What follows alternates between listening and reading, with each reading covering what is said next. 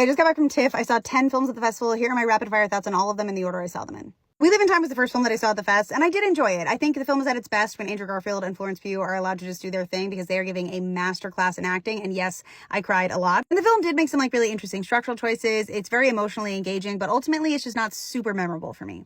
Life of Chuck is Mike Flanagan's new movie. It's based on a Stephen King short story, and if you can believe it, it's not horror. It's starring Tom Hiddleston and Karen Gillan. It's kind of like a surrealist, apocalyptic-esque meditation on life and mortality. I liked it. I found it just a tiny bit trite, a tiny bit predictable. I think Mike Flanagan fans, if they can get over the fact that it's not horror, are going to like it. It's very in his style. It's good. It's enjoyable. Gia Coppola's directorial debut, The Last Showgirl, starring Pamela Anderson in a role that was made for her, is my personal best of the fest. This movie blew me away, and the longer I've thought about it, the more I've loved it. Everyone is amazing in this film. Jamie Lee Curtis is frankly incredible. Dave Bautista, Billy Lord, Brenda Song, Kiernan Shipka.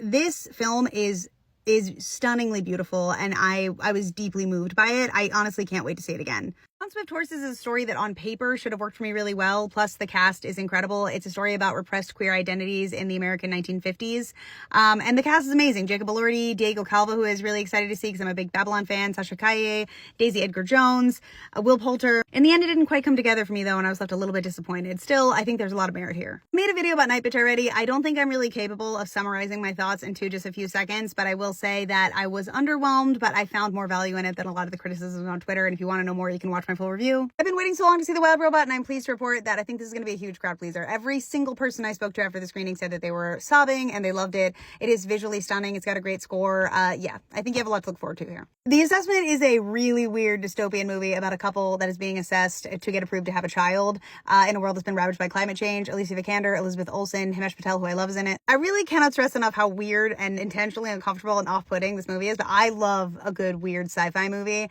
I also think that every frame of this movie is so beautiful. The production design and set design and cinematography are just all so beautiful. It's a beautiful juxtaposition to the very uncomfortable subject matter that the movie is addressing. It really worked for me. I liked it a lot.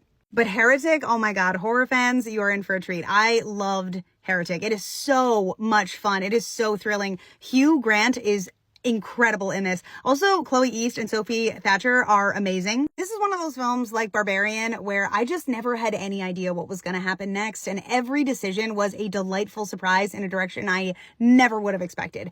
I loved everything about this movie. I think the script is clever as hell. This one's fun. This one's really fun. Conclave is another one that I really enjoy. This is from Edward Berger, who did All Quiet on the Western Front, and specifically the score and cinematography were really striking in this, much like All Quiet.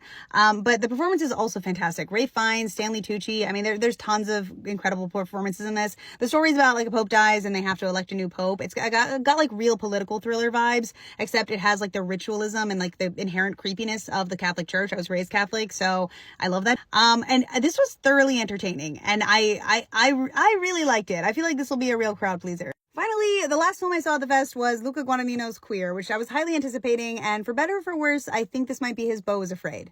I did enjoy this film. I liked a lot about what it was trying to say. It was very beautiful. It verges into the surreal and very existential. It reminded me of some of my favorite novels. I'm a big fan of Milan Kundera. I haven't read the book that it's written on. I'm curious to now. But I do think that people who like his more mainstream work are not gonna love this movie. I feel like it's gonna be very polarizing, but I suspect that I will like it more every time I watch it. Anyways, there are a lot more that I wanted to see, but this is all I could fit on my schedule this year. That is a wrap on TIFF 24.